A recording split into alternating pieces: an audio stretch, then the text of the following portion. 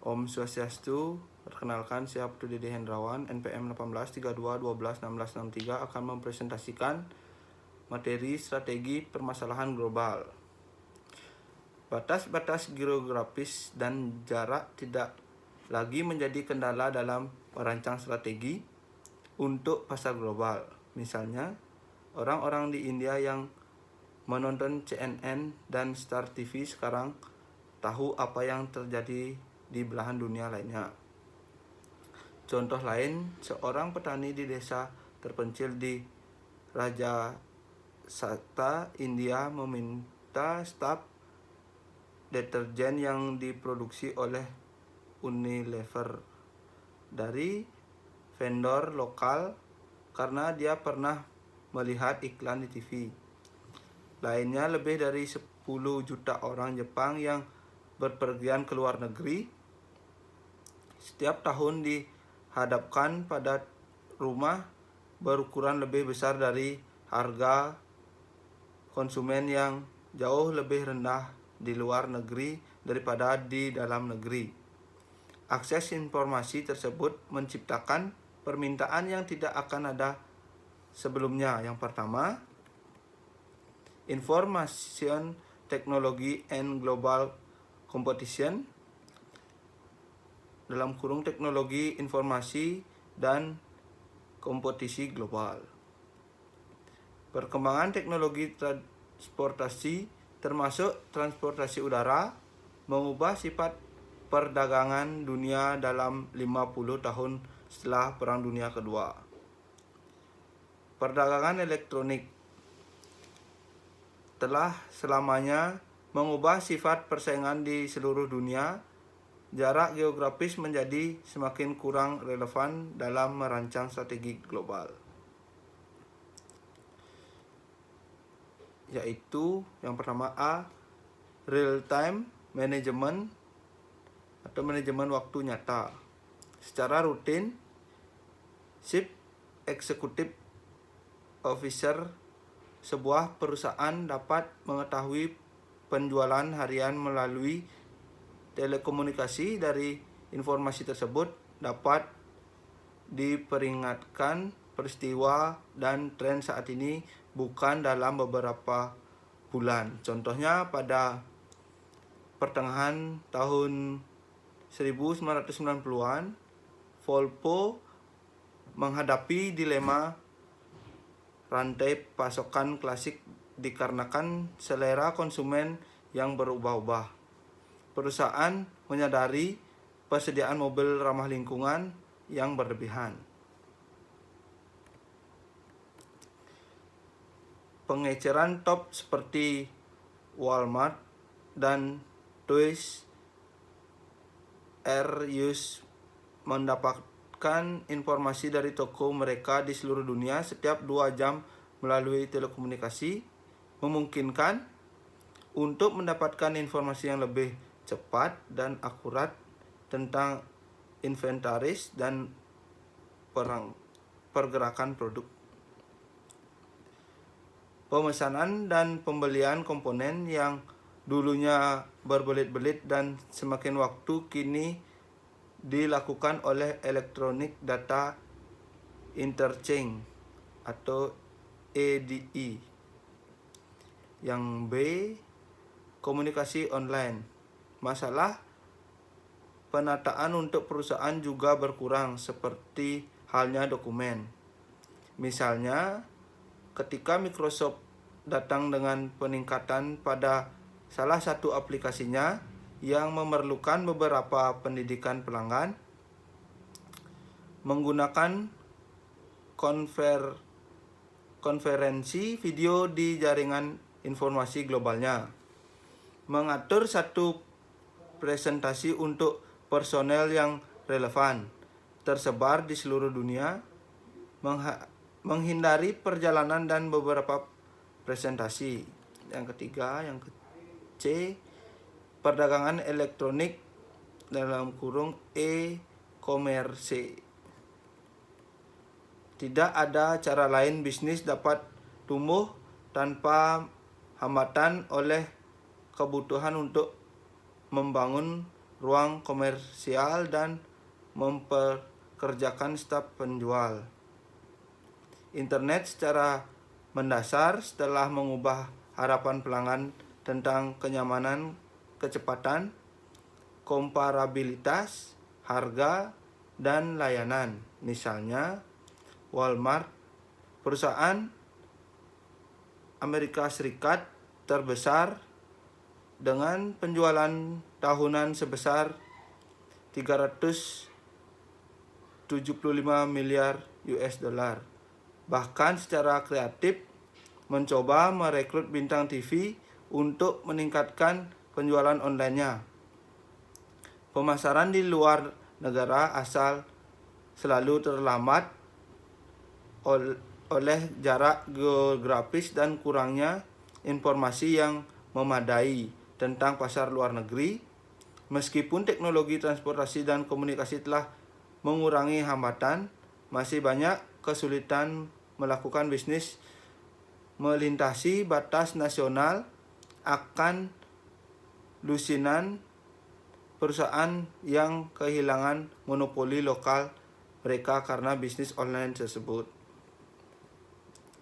Yang keempat, yang D, perusahaan dalam kurung e-company. Semakin banyak perusahaan multinasional mulai menggunakan server web internal di internet untuk memfasilitasi komunikasi dan transaksi antara karyawan, pemasok, kontraktor, independen, dan distributor. Efek akhir dari jaringan informasi dalam perusahaan multinasional diharapkan pada sifat struktur organisasinya. Ketika informasi mengalir lebih cepat di seluruh organisasi dan jumlah titik penyaringan antara sumber informasi, misalnya informasi tempat penjualan atau analisis pasar dan industri dan pengguna informasi, misalnya manajer atau chief executive officer. Menurut sifat bagan organisasi di perusahaan multinasional berubah secara drastis. Siemens misalnya menghabiskan 1 miliar untuk mengubah dirinya menjadi perusahaan elektronik. Yang yang kelima, difusi produk lebih cepat, dalam kurung faster product diffusion. Dampak nyata dari teknologi informasi adalah penyebaran teknologi yang lebih cepat dan siklus hidup produk yang lebih pendek di pasar global daripada sebelumnya. Ini menunjukkan bahwa pendekatan sekuensial negara sebelumnya untuk memasuki pasar di seluruh dunia semakin tidak dapat dipertahankan. Tren ini sudah tercermin di banyak pasar produk. Penundaan difusi untuk televisi berwarna antara Amerika Serikat, Jepang, dan Eropa di sisi lain adalah 6 tahun. Dengan tingkat penetrasi rumah tangga telah turun. Dengan demikian, perusahaan yang menjual komputer pribadi harus meluncurkan produk baru di seluruh dunia agar tidak ketinggalan dalam undian global. Yang keenam ada F, kewarganegaraan global, dalam kurung global citizenship. Lingkungan global dengan demikian menurut strategi yang mencakup banyak batas dan selera nasional dan yang mengintegrasikan operasi perusahaan melintas batas nasional. Strategi ini benar-benar bersifat global dan telah melampaui orientasi etnosentris yang berfokus pada negara asal atau orientasi polisentrik yang berfokus pada multinegara dari banyak perusahaan multinasional di pertengahan abad ke-20. Oleh karena itu, perusahaan perlu mengadopsi orientasi geosentris yang memandang seluruh dunia sebagai pasar potensial dan mengintegrasikan aktivitas perusahaan secara global. Yang kedua, ada strategi global. Strategi global adalah menyusun keunggulan kompetitif yang muncul dari lokasi, ekonomi skala dunia, atau distribusi merek global, yaitu dengan membangun kehadiran global, mempertahankan dominasi domestik, dan mengatasi fragmentasi negara demi negara.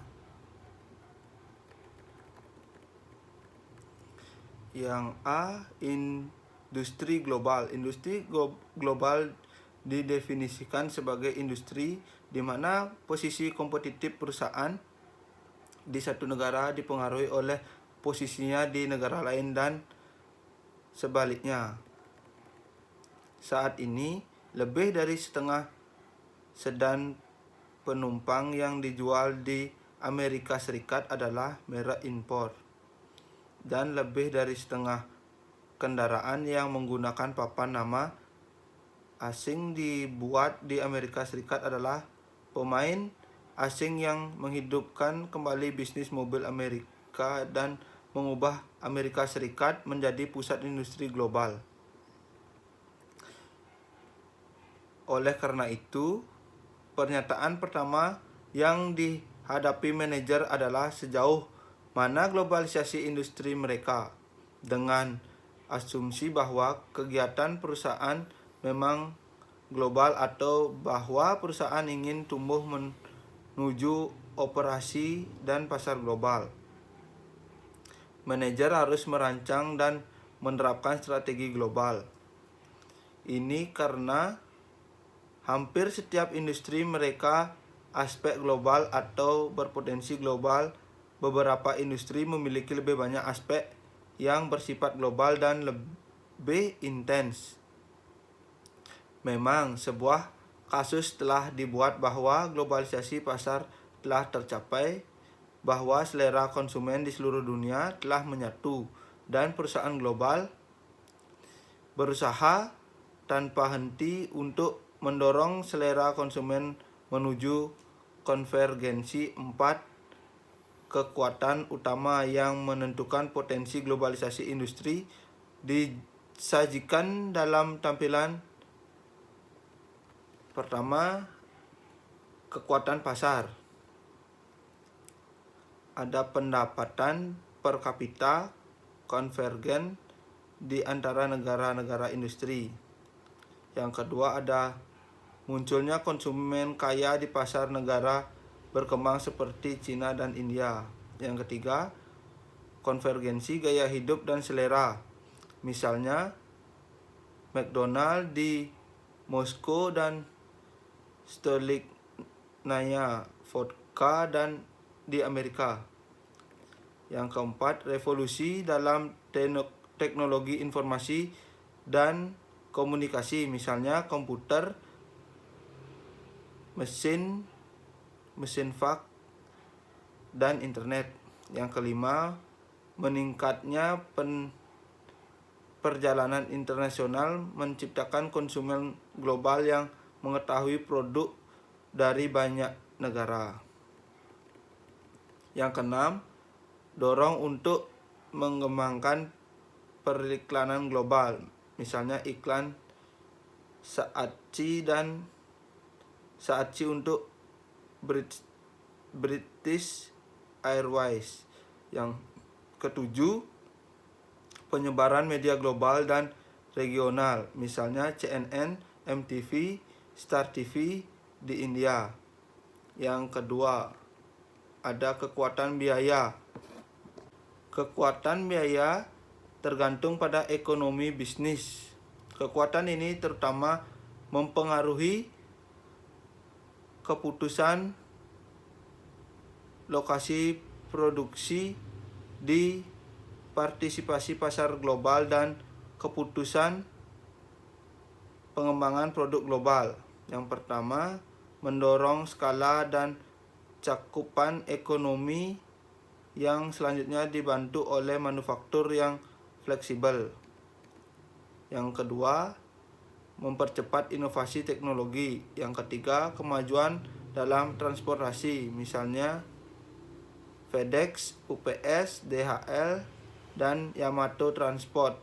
Yang keempat, munculnya negara-negara industri baru dengan kemampuan produktif dan biaya tenaga kerja rendah, misalnya Cina, India, dan banyak negara Eropa Timur. Yang ketiga, pemasukan pemerintah. Aturan yang ditetapkan oleh pemerintah nasional dapat mempengaruhi penggunaan pengambilan keputusan strategi global. Beberapa aturan atau kebijakan tersebut antara lain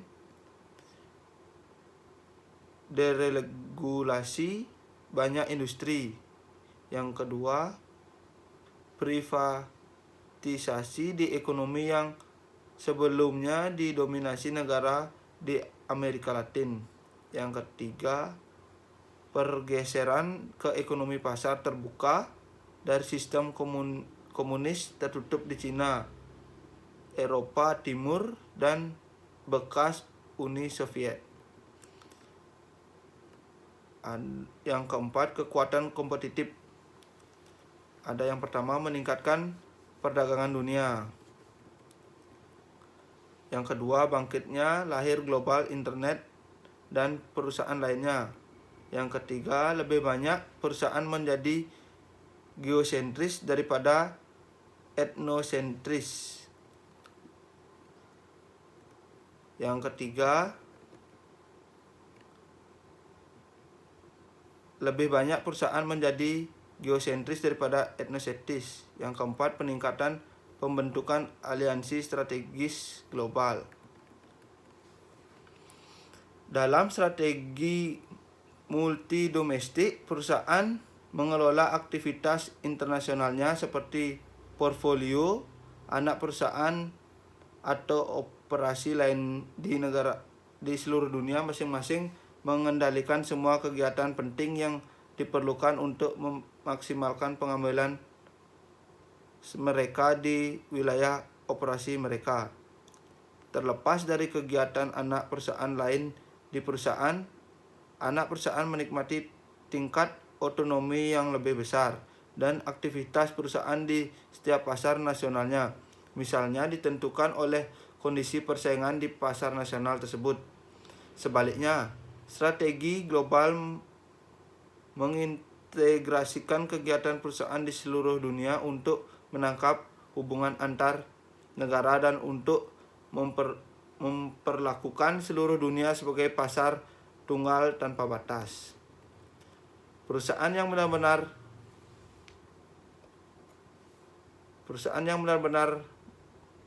mengoperasionalkan strategi global adalah perusahaan yang berorientasi geosentris.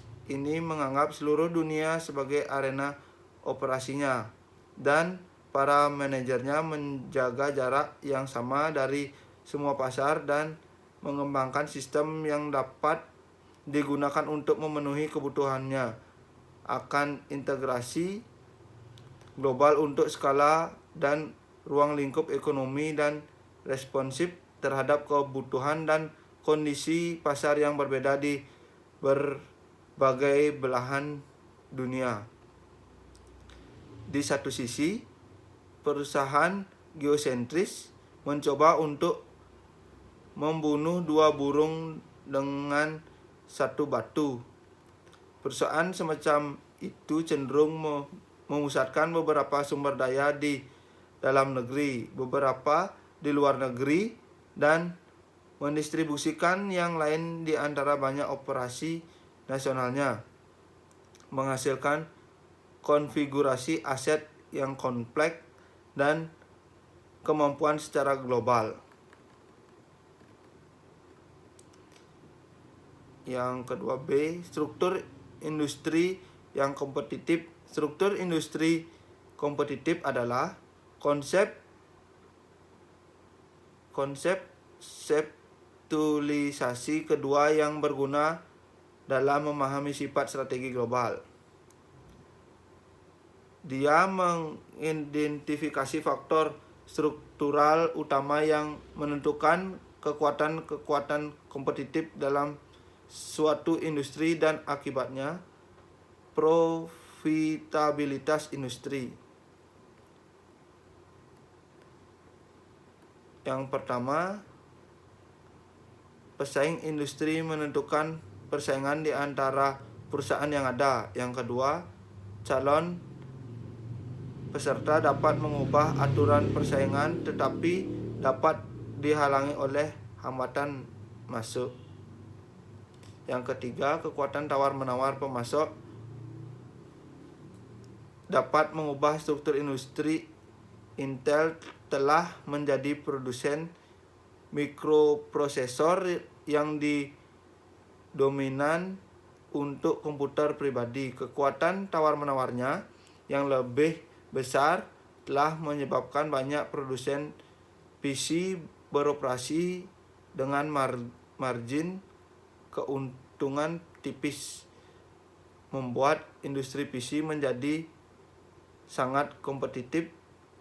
Yang keempat, kekuatan tawar-menawar pembeli dapat mempengaruhi profitabilitas perusahaan. Hal ini terutama terjadi ketika pemerintah mencoba untuk mendapatkan harga dan konsesi pengiriman dari perusahaan asing. Yang kelima, ancaman produk atau jasa pengganti dapat menstrukturasi seluruh industri di luar struktur kompetitif yang ada. Sony PlayStation, sebuah konsol permainan komputer, diperkenalkan pada tahun 2000. Berisi mikroprosesor 128 bit yang memiliki 2 kali kekuatan angka-angka. Mentah dari chip Pentium Intel yang paling canggih dan yang dapat memutar film DVD, memecahkan kode TV digital dan menjelajahi internet dengan harga lebih murah dari $400.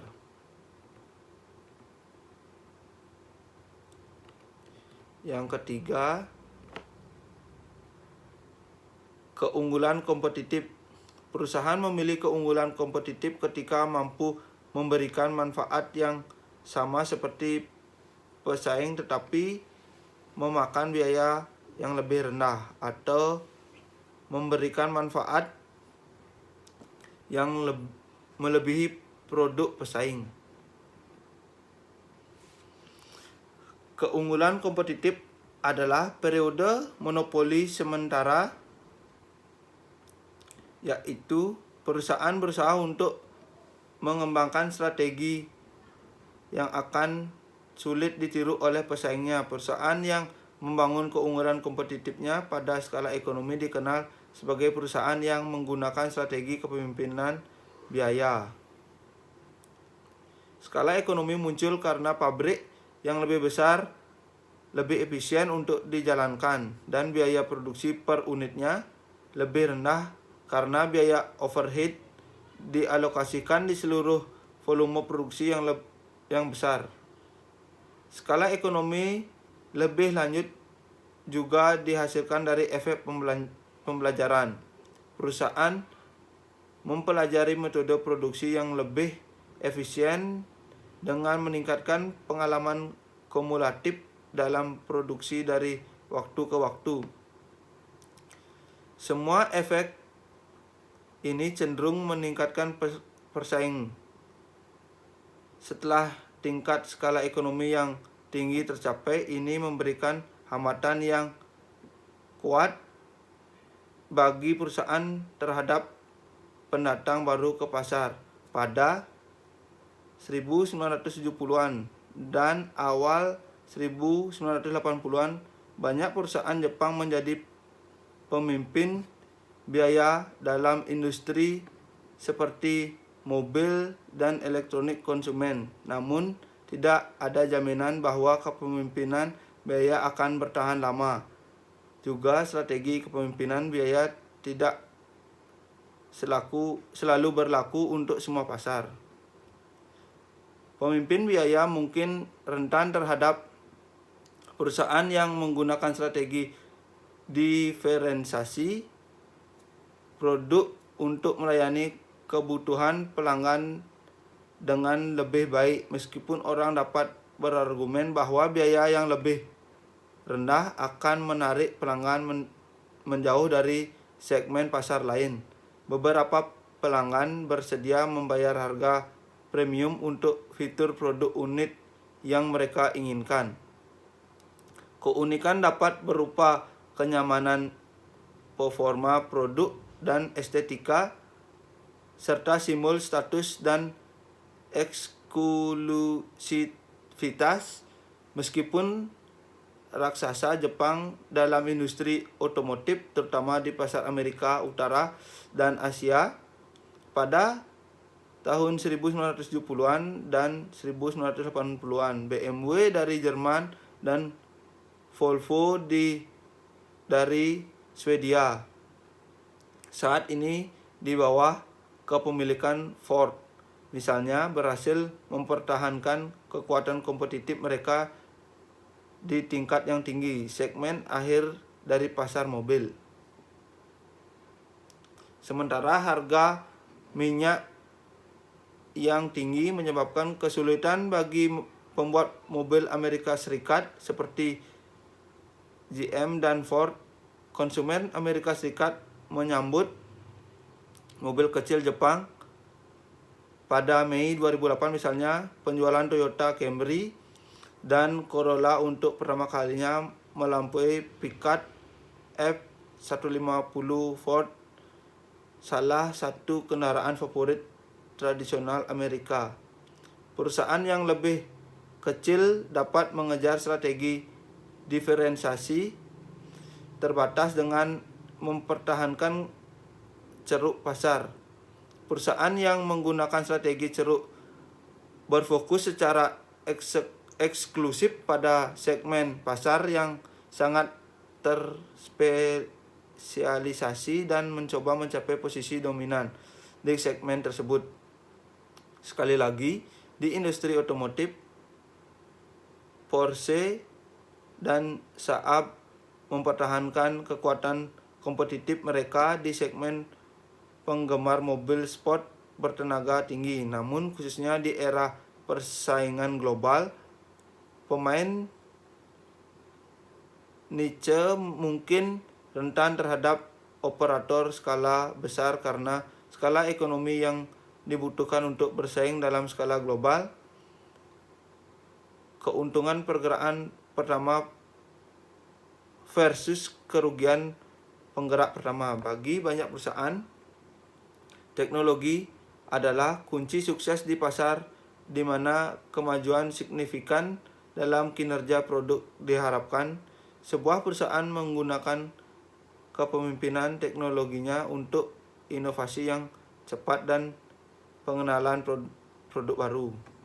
Namun, penyebaran keahlian teknologi berarti bahwa setiap keunggulan teknologi bersifat sementara, sehingga perusahaan tidak boleh berpuas diri. Perusahaan perlu beralih ke sumber keuntungan sementara berikut untuk tetap menjadi yang terdepan. Teknologi, keterampilan, pemasaran, dan aset lain yang dimiliki perusahaan menjadi senjatanya untuk mendapatkan keuntungan dari waktu ke waktu dibandingkan pasar para pesaingnya. Sony menawarkan contoh luar biasa dari sebuah perusahaan yang terus mengejar keunggulan penggerak pertama dengan televisi berwarna Trinitron, perekam video Betamax, Wacom, perekam video 8mm, DVD, dan teknologi cakram Blu-ray. Contoh menarik lainnya di era IT adalah Friendster. Memang bahkan mungkin ada beberapa kerugian penggerak pertama. 33 kasus Citigroup baru-baru ini dengan jelas meningkatkan kemungkinan kerugian penggerak pertama untuk membangun pijakannya dalam pertumbuhan ekonomi Cina. Di Citigroup baru-baru ini mengadakan aliansi dengan Shanghai Pudong Development Bank di Cina yang menargetkan pasar kartu kredit negara. Sekitar 10 juta kartu dengan kredit bergulir telah diterbitkan di Cina. Beberapa ahli berpendapat bahwa layanan kredit Cina akan berisiko bagi perusahaan penggerak pertama mengingat negara tersebut tidak memiliki sistem peringkat kredit nasional dan tidak memiliki teknologi manajemen risiko yang memadai. Secara umum, pasar yang stabil mendukung strategi penggerak pertama sementara gejolak pasar dan teknologi mendukung strategi pengikut. Keunggulan kompetitif perusahaan terletak pada kemampuannya untuk secara efektif mengadaptasi, bereaksi, dan memimpin perusahaan secara terus-menerus dan bahkan berirama dari waktu ke waktu. Perusahaan harus menyelidiki yang tidak diketahui dengan membuat banyak langkah kecil untuk menjelajahi lingkungan mereka. Penyelidikan ini dapat berupa sejumlah pengenalan produk baru yang kecil, cepat, dan murah, dan dapat dilengkapi dengan menggunakan para ahli untuk merenungkan masa depan, membuat aliansi strategis untuk mengeksplorasi teknologi baru. Pikiran kita bisa memikirkan dua pendekatan utama untuk mendapatkan keunggulan kompetitif. Pendekatan yang berfokus pada pesaing melibatkan perbandingan dengan pesaing dalam hal biaya, harga, teknologi pasar, profitabilitas, dan aktivitas terkait lainnya. Pendekatan seperti itu dapat menyebabkan keasikan dengan beberapa kegiatan, dan perusahaan mungkin kehilangan pandangan dari pelanggan dan berbagai konsekuensi. Berasal dari aliansi bermanfaat pelanggan yang akan disampaikan. Selain itu, ada bukti yang menunjukkan bahwa mendengarkan terlalu dekat dengan kebutuhan pelanggan dapat menyebabkan perusahaan ketinggalan inovasi karena pelanggan saat ini mungkin tidak menginginkan inovasi yang mengharuskan mereka mengubah cara mereka beroperasi. Kemudian, menanggapi tekanan persaingan yang meningkatkan, Black and Decker bergerak tegas menuju globalisasi. Yang ketiga ada strategi pemasaran global. Perusahaan multinasional semakin banyak menggunakan pemasaran global dan telah sangat sukses, misalnya Nestle dengan nama merek umum yang diterapkan pada banyak produk di semua negara, Coca-Cola dengan tema iklan globalnya, Xerox dengan kebijakan leasing globalnya dan penjualan, Dell Computer strategi langsung.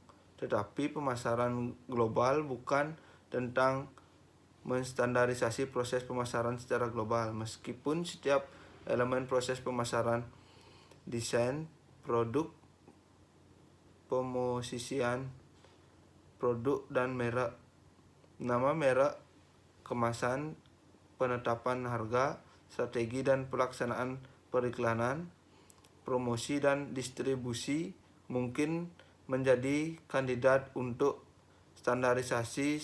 Standarisasi adalah salah satu bagian dari strategi pemasaran global, dan itu mungkin tidak dapat digunakan oleh perusahaan tergantung pada campuran kondisi pasar produk terhadap pengembangan pasar. Dengan kata lain, strategi pemasaran global hanyalah salah satu komponen dari strategi global. Sebagai analogi, Anda mungkin memikirkan inventaris dan manufaktur yang tepat. Salah satu implikasinya adalah bahwa tanpa strategi global untuk R&D, manufaktur, dan keuangan yang sesuai dengan berbagai persyaratan strategi pemasaran globalnya, perusahaan tidak dapat menerapkan strategi pemasaran global tersebut dengan sebaik-baiknya. Yang A. Manfaat pemasaran global. Strategi pemasaran global dapat mencapai satu atau lebih dari 4 kategori utama. Potensi manfaat globalisasi, pengurangan biaya, peningkatan kualitas produk dan program, peningkatan preferensi pelanggan, dan meningkat keunggulan kompetitif. Ini muncul dari penghematan baik tenaga kerja dan bahan ketika beberapa fungsi pemasaran nasional dikonsolidasikan, pengeluaran ponsel dikurangi melalui penghindaran kegiatan duplikasi. Biaya juga dihemat dalam memproduksi iklan global dan komersial, dan memproduksi materi promosi dan kemasan. Penghematan dari kemasan standar termasuk pengurangan biaya persediaan. Dengan biaya penyimpanan, persediaan biasa sebesar 20% dari penjualan. Setiap pengurangan persediaan dapat secara signifikan mempengaruhi profitabilitas. Dengan tersedianya jangkauan global liputan oleh berbagai bentuk media komunikasi modern, kampanye multinegara yang memanfaatkan fitur umum negara juga akan sangat mengurangi biaya iklan. Memiliki situs web di internet untuk pemasaran kepada konsumen adalah cara lain untuk mengurangi biaya melakukan pemasaran global. Ini menguntungkan baik konsumen yang dapat memesan sesuai spesifikasi mereka sendiri mulai dari mobil hingga pakaian renang, dan produsen dalam membantu menghindari penumpukan persediaan. Ini juga memungkinkan perusahaan untuk memiliki kontak langsung dengan konsumen dari berbagai belahan dunia, memberi mereka wawasan yang lebih dalam tentang tren pasar dengan biaya yang lebih murah dalam pemasaran tradisional. Jadi, program globalisasi yang mengatasi keberatan lokal untuk memungkinkan penyebaran ide pemasaran yang baik sering kali dapat meningkatkan efektivitas program bila diukur secara global. Secara tradisional, R&D telah terkonsentrasi di negara kantor pusat sebuah perusahaan global. Hal ini terkadang membatasi kemungkinan sinergi dari penggabungan ide-ide bagus dari seluruh dunia.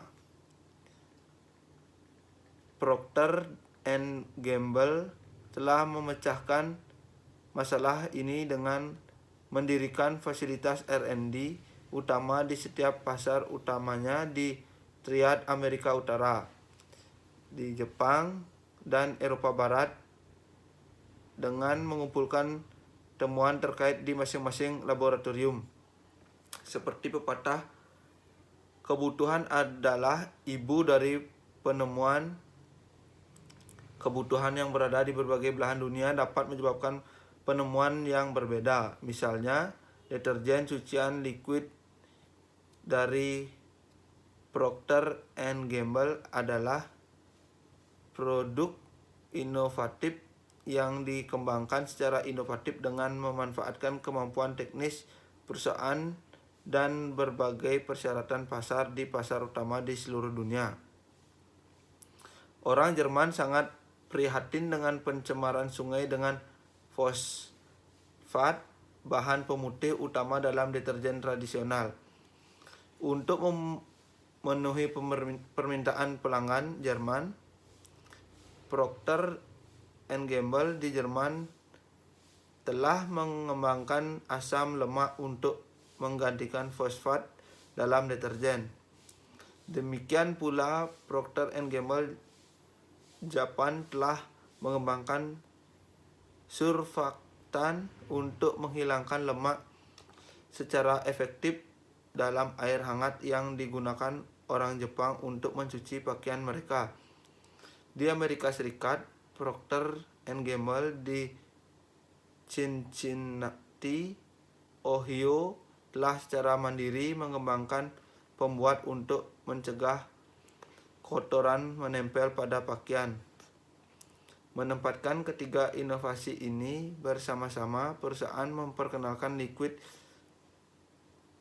dan produk turunannya, misalnya Ariel, di seluruh dunia dengan mampu mengintegrasikan atribut produk yang dibutuhkan dari 3 pasar terpisah. P dan G mampu memperkenalkan produk yang jauh lebih baik daripada yang mungkin dilakukan dan meningkatkan peluang keberhasilannya. Kedua, biaya pengembangannya tersebar di pasar yang jauh lebih besar, pasar yang lebih cenderung menerima produk dengan baik karena menggabungkan fitur produk dijelaskan. Ketiga, meningkatkan sumber dari mana ide-ide produk tersedia untuk itu. Dengan demikian, P dan D tidak hanya memiliki pengembalian segera, tetapi juga telah mengamankan basis sumber daya yang dapat diandalkan untuk produk masa depan. Kesadaran dan ingatan akan suatu produk di seluruh dunia meningkatkan nilainya. Strategi pemasaran global membantu membangun pengakuan yang dapat meningkatkan preferensi pelanggan melalui penguatan dengan meningkatnya ketersediaan informasi dari berbagai sumber di seluruh dunia dan meningkatnya perjalanan lintas batas negara. Semakin banyak orang yang terpapar pesan di berbagai negara, jadi pesan pemasarannya yang seragam, baik yang dikomunikasikan melalui nama, merek, kemasan, atau iklan, memperkuat kesadaran, pengetahuan, dan sikap orang terhadap produk atau layanan. Pepsi memiliki tema yang konsisten dalam komunikasi pemasaran di seluruh dunia, yaitu kemudahan dan kesenangan sebagai bagian dari pengalaman meminum Pepsi di mana pun di dunia. Dengan memfokuskan sumber daya ke dalam jumlah program yang lebih kecil, strategi global memperbesar daya saing program. Namun manfaat paling penting dari strategi global mungkin adalah bahwa seluruh organisasi mendukung satu ide. Yang B, batas pemasaran global. Pada dasarnya konsep sisi kiri yaitu penyatuan, standarisasi, globalisasi, integrasi global, skala, dan skala online. Yang keempat, R&D, operasi, dan antaramuka pemasaran. Yang A, teknologi secara luas didefinisikan sebagai pengetahuan. Hal ini dapat diklarifikasikan berdasarkan sifat pengetahuan, yang terdiri dari teknologi produk, kumpulan ide yang terkandung dalam produk, dan teknologi proses. Langkah-langkah yang diperlukan untuk menggabungkan bahan baru ke menghasilkan produk jadi pertimbangan industri otomotif sebagai contoh R&D sangat penting saat ini bagi pembuat mobil karena produsen berbeda di bawah tekanan luar biasa untuk menyediakan produk yang lebih inovatif. Pelanggan terus meningkatkan standar sehubungan dengan gaya kualitas, keandalan, dan keamanan. Pada saat yang sama, produsen menghadapi tantangan teknis yang sulit dibanding energi dan lingkungan. Yang B, antara muka operasi atau pemasaran.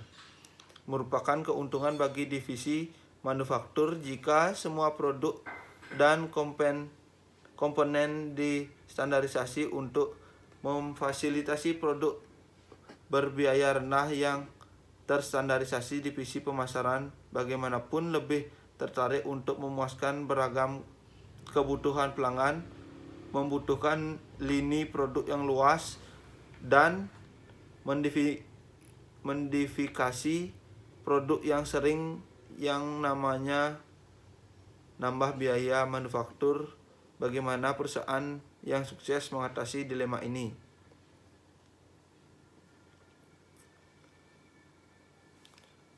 Produk universal dengan semua fitur adalah untuk mengembangkan produk universal dengan semua fitur yang dituntut di mana saja di dunia. Canon Jepang telah melakukan dengan sukses dengan kamera AE1 dan model yang lebih baru setelah analisis pasar yang efektif di seluruh dunia. Canon mengidentifikasi serangkaian fitur umum yang diinginkan pelanggan dalam sebuah kamera, termasuk kualitas gambar yang bagus, kemudahan pengoperasian dengan fitur otomatis, kecanggihan teknis, penampilan profesional, dan harga yang wajar. Misalnya, Honda memasarkan mobil Accord yang hampir identik di seluruh dunia dengan mempromosikan secara berbeda di benak konsumen dari satu negara ke negara lain. Accord telah dipromosikan sebagai sedan keluarga di Jepang, mobil sport yang telah relatif murah di Jerman, dan mobil komputer yang andal di Amerika Serikat. Yang C, antara muka pemasar atau R&D. Namun, pengetahuan manajer pemasaran tentang kebutuhan konsumen sangat diperlukan dalam pengembangan produk. Tanpa pemahaman yang baik tentang kebutuhan konsumen, perancang dan insinyur produk cenderung memaksakan spesifikasi teknis mereka pada produk daripada menyesuaikan dengan apa yang diinginkan konsumen. Lagi pula, konsumen bukan perancang atau insinyur produk yang lebih keputusan akhir dalam Yang A, subsidi lintas pasar. Subsidi silang pasar mengacu pada perusahaan multinasional yang menggunakan keuntungan yang diperoleh di pasar, di mana mereka memiliki posisi kompetitif yang kuat untuk memperkuat posisi kompetitif mereka di pasar di mana mereka berjuang untuk mendapatkan pinjakan. Yang B, identifikasi segmen pasar lemah. Strategi kedua yang harus selalu diperhatikan oleh perusahaan adalah identifikasi segmen pasar yang lemah yang tidak tercakup oleh perusahaan di pasar asalnya. Pembuat TV Jepang menggunakan TV portable layar kecil untuk memasuki pasar besar TV Amerika Serikat. Yang C, penggunaan konsep pasar utama. Pasar utama adalah pasar di mana pesaing lokal yang unik memelihara standar produk dan layanan untuk diadopsi oleh seluruh dunia dari waktu ke waktu. Yang D, strategi pemasaran untuk pasar berkembang. Bisnis konsumen yang luas yang terdiri dari ratusan juta orang, khususnya pasar kelas menengah berkembang pesat. Jelas, konsep segmen pasar kelas menengah sangat berbeda antara negara maju dan negara berkembang. Begitu juga dengan apa yang mereka mampu beli. Sekian presentasi dari saya. Saya tutup dengan presentasi Om Santi.